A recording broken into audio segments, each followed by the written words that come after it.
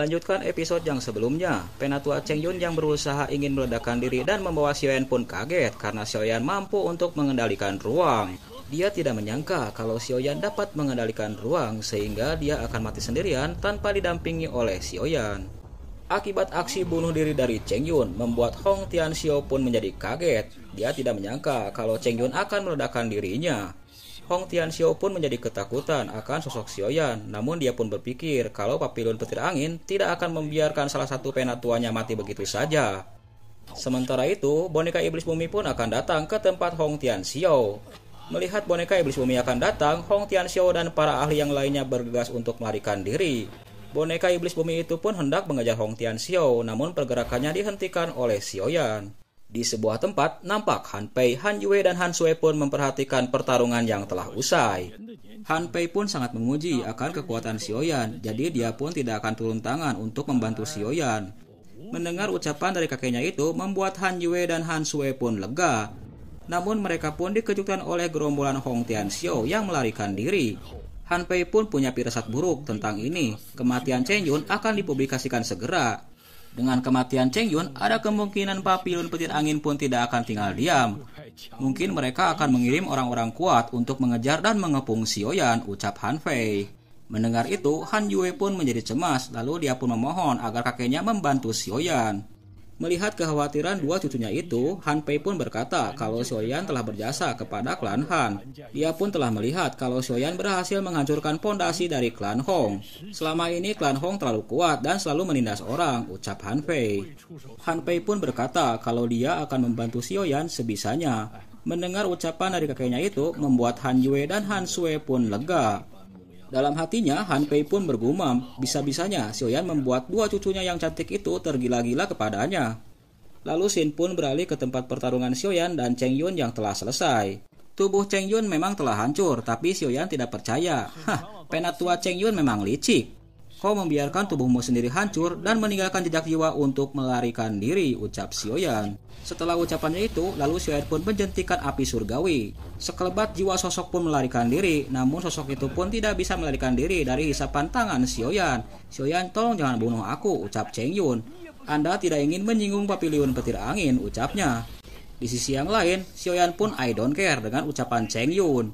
Di telapak tangannya, Xiaoyan pun melihat jiwa dari Cheng Yun, lalu dia pun meledakkan jiwa itu tanpa sisa. Setelah berhasil menghancurkan jiwa dari Cheng Yun, tiga sosok pun muncul di hadapan Xiaoyan, Han Pei, Han Yue, dan Han Sui. Han Pei pun melihat Xiaoyan yang telah menghancurkan jiwa dari Cheng Yun. Orang ini jelas-jelas bukan orang biasa. Di belakang Han Pei, dua cucunya itu berteriak kepada Xiaoyan. Xiaoyan pun nampak kaget dengan kemunculan Han Yue dan Han Sui di tempat itu. Di sisi yang lain, Han Pei pun tidak bisa menahan kedua cucunya itu.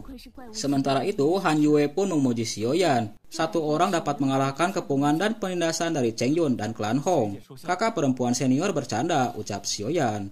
Tiba-tiba Xiaoyan pun mengalihkan pandangannya ke sosok orang tua yang ada di hadapannya. Pak tua, Anda tidak perlu terlalu waspada. Nona Han Sui baik kepadaku. Aku tidak bisa berbuat apapun untuk membalas kebaikan dan kebencian, ucap Xiaoyan. Han Sui pun berkata, kakek jangan khawatir, Xiaoyan jelas bukan seorang pembunuh, ucapnya.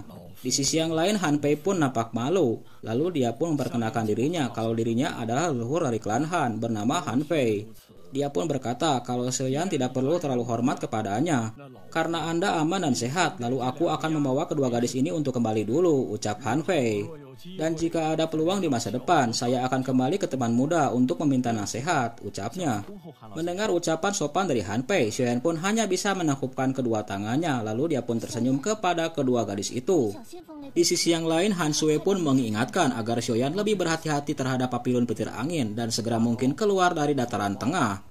Dengan penuh keengganan, Han Sui pun meninggalkan Xiaoyan sendirian di tempat itu. Di sisi yang lain, Xiaoyan dan Mimin pun memperhatikan kepergian dari Han Sui dan Han Yue serta Han Fei. Tadinya Mimin ingin ikut juga, tapi sayangnya cerita harus dilanjutkan kembali. Setelah kepergian ketiga orang itu, tiba-tiba Xiaoyan pun mendengar suara Tianhuo Zunze. Lalu dia pun berkata, wah, keberuntungan seseorang dengan wanita memang bagus. Hei anak kecil, kamu terlalu lemah, tapi untungnya bodinya cukup kuat. Jika tidak, itu akan diledakkan oleh kekuatan jiwaku, ucap Tianhuo Zunze. Baiklah senior Tianhuo, jangan khawatir, aku akan menelan Huangzi dan secepatnya menerobos ke tingkat Dozong, ucap Xiaoyan. Baiklah kalau begitu, jangan lupa bantu aku memperbaiki tubuh ya, ucap Tianhuo Zunze. Jangan khawatir Pak Tua, saya pasti akan membantu Anda untuk menyempurnakan tubuh yang baik. Lalu Xin pun beralih ke sebuah tempat, yaitu tempat markas Papillon Petir Angin. Nampak Lei Zunze dan 3 ketua yang lainnya sedang berkumpul di Menara Guntur. Lei Zunze pun berkata, tablet guntur jiwa Penatua Yun telah rusak. Ucapan Lei Zunze itu membuat kaget 3 penatua. Lei Zunze pun berkata, siapa yang berani telah memprovokasi Papillon Petir Angin, maka ambil tindakan untuk mencari dan menangkapnya. Lei Zunze pun menjelaskan kalau Penatua Cheng Yun akan pergi ke kota Tianbai bersama Hong Chen. Tidak ada kabar dari Penatua Cheng Yun dan diduga telah meninggal. Lalu Lei Zunze pun memerintahkan 3 penatua itu untuk bergegas ke kota Tianbai dan mencari pelaku pembunuh dari tetua Cheng Yun. Sebelum menemukan kebenarannya, saya, anggota dari Papillon Petir Angin, aku tidak akan membunuh begitu saja. Segera setelah ucapannya itu, 3 ketua pun melesat menuju kota Tianbai. Lalu Xin pun beralih ke sebuah tempat, yaitu kota Tianbai. Banyak orang-orang yang bergosip tentang Xiaoyan yang berhasil mengalahkan Penatua Cheng Yun termasuk klan Hong. Mereka semua tidak percaya karena 1 orang anak muda dapat menjungkir balikan klan Hong dalam 1 hari. Bahkan bisa melukai Hong Cheng dan Hong Li secara serius dan membuat klan Hong luluh lantah. Sementara itu di tempat yang lain, tanpa disadari oleh mereka, sosok Xiaoyan pun telah muncul. Xiaoyan pun nampak acuh dengan ucapan mereka yang menggosipkan dirinya. Namun Xiaoyan pun tidak menyangka kalau kematian Penatua Cheng Yun akan segera meluas. Tiba-tiba Xiaoyan pun kaget melihat gambar dirinya ada di sebuah dinding kota. Dia pun tidak menyangka kalau dirinya akan menjadi buronan dari Papillon Petir Angin. Namun Xiaoyan pun tidak peduli dan bergegas untuk meninggalkan tempat itu. Namun langkah Xiaoyan tiba-tiba terhenti manakala seseorang menyebutkan klan Han yang disandra oleh Papillon Petir Angin. Dia pun menyadari kalau klan Han sekarang sedang kritis akibat agresi dari Papillon Petir Angin. Akibatnya Xiaoyan pun merasa tidak tenang akibat klan Han telah disandra oleh Papillon Petir Angin. Seketika tangan Xiaoyan pun terkepal erat karena kemarahannya kepada Papillon Petir Angin.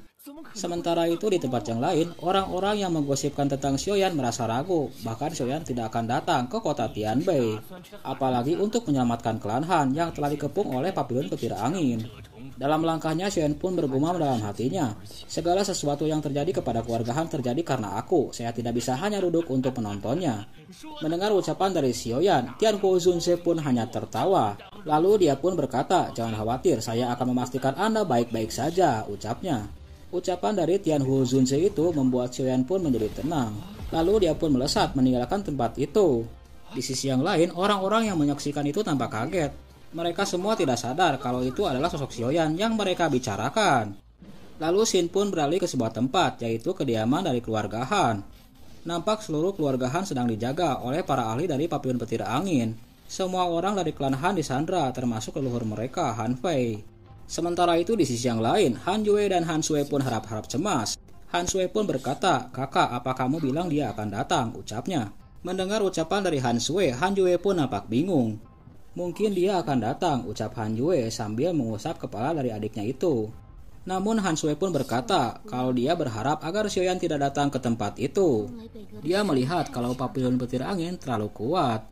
Bahkan menempatkan para ahli untuk mengepung kediaman dari keluarga Han, serta menempatkan 3 ketua agung di klan Han. Melihat kecemasan adiknya itu, Han Yue pun berkata, jika benar-benar dia tidak datang, bagaimana? Apakah kamu tidak akan kecewa? Ucapnya. Aku masih tidak ingin dia datang, ucap Han Sui. Dasar gadis bodoh, ucap Han Yue berkata kepada adiknya itu.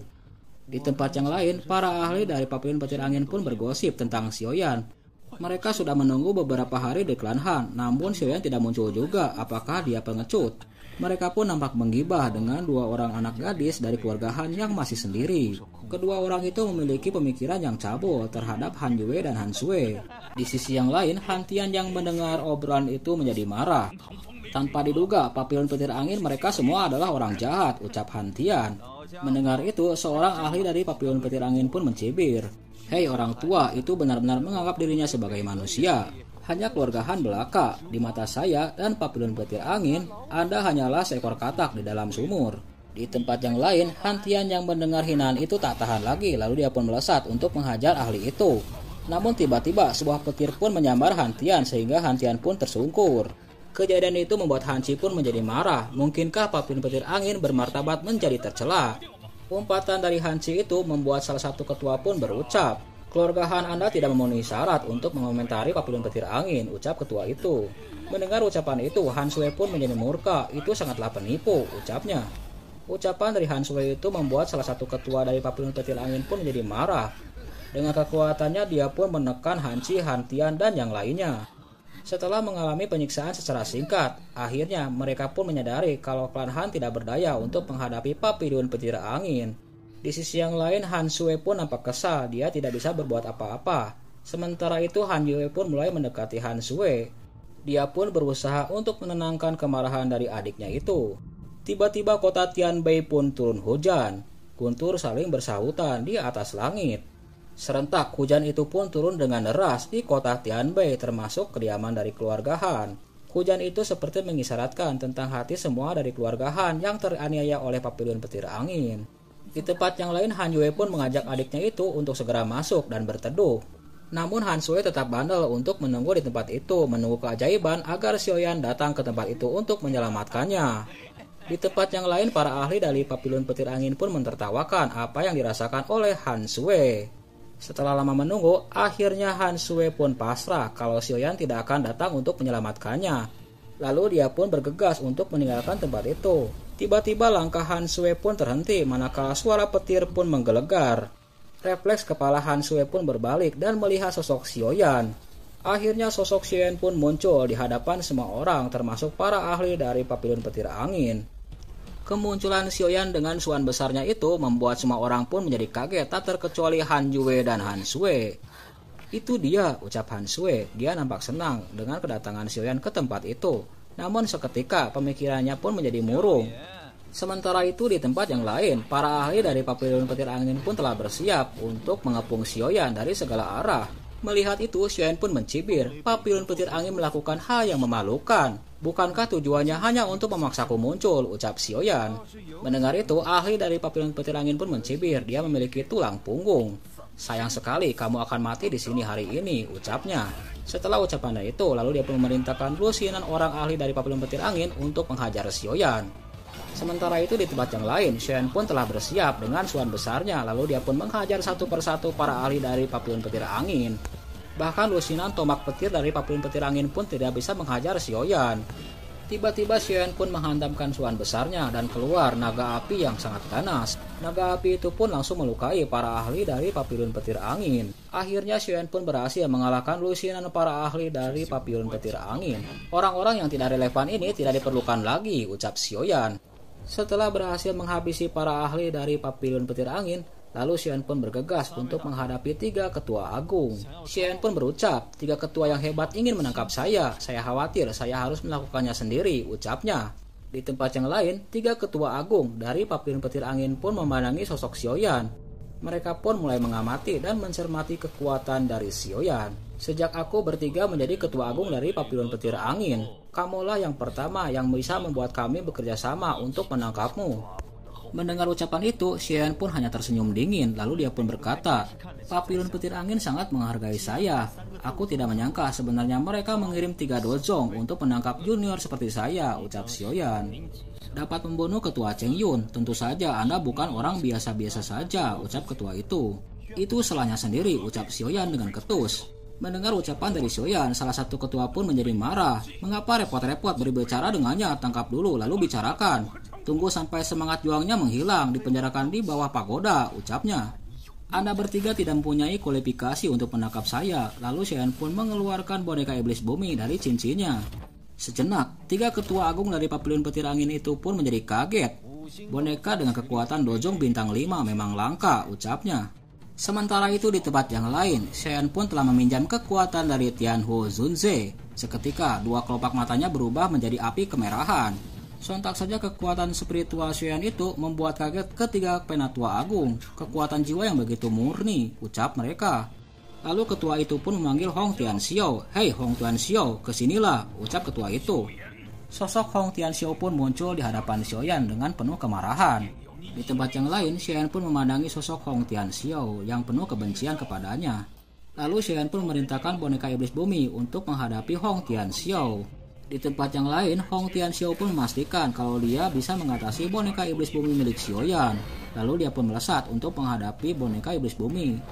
Sementara itu, boneka iblis bumi pun telah bersiap untuk menghadapi Hong Tianxiao. Akhirnya, pertarungan sengit pun terjadi antara boneka iblis bumi milik Xiaoyan dengan Hong Tianxiao.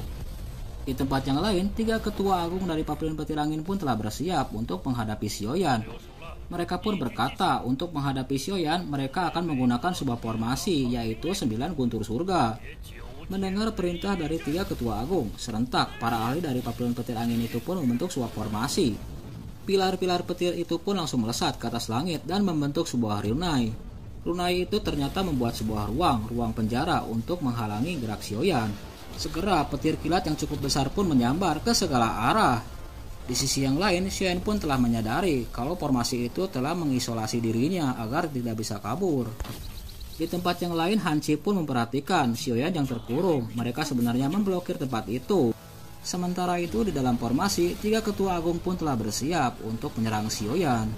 Kekuatan gabungan dari 3 ketua agung itu cukup kuat. Mereka menyentuh dojong tingkat 5. Melihat kekuatan yang dikeluarkan oleh 3 ketua agung itu, Xiaoyan pun hanya bisa mengamati. Secara normal, mungkin kekuatannya tidak bisa menghadapi 3 ketua agung itu, namun tidak perlu kuat. Xiaoyan sekarang telah meminjam kekuatan dari Tianhu Zunze, jadi kekuatannya hampir sama dengan 3 ketua agung itu. Xiaoyan pun berucap, jangan khawatir, sebelum keluarga Han mendapatkan kembali kebebasannya, aku tidak akan menyerah, ucap Xiaoyan. Salah satu ketua pun berucap, ini bukan gaya dari Pavilion Petir Angin saya, tapi tentang gerakan 3000 guntur. Itu tidak boleh sampai kepada orang lain, ucapnya. Setelah hari ini, keluarga Han tidak ada hubungannya lagi dengan masalah ini. Setelah mendengar ucapan dari ketua itu, akhirnya Xiaoyan pun telah bersiap untuk menghadapi 3 ketua agung dari Pavilion Petir Angin. Akhirnya pertarungan sengit pun terjadi. Xiaoyan melawan 3 ketua agung dari Pavilion Petir Angin. Salah satu ketua pun melesat untuk menghajar Xiaoyan. Di sisi yang lain, Xiaoyan pun telah bersiap menahan serangan itu dengan suan besarnya.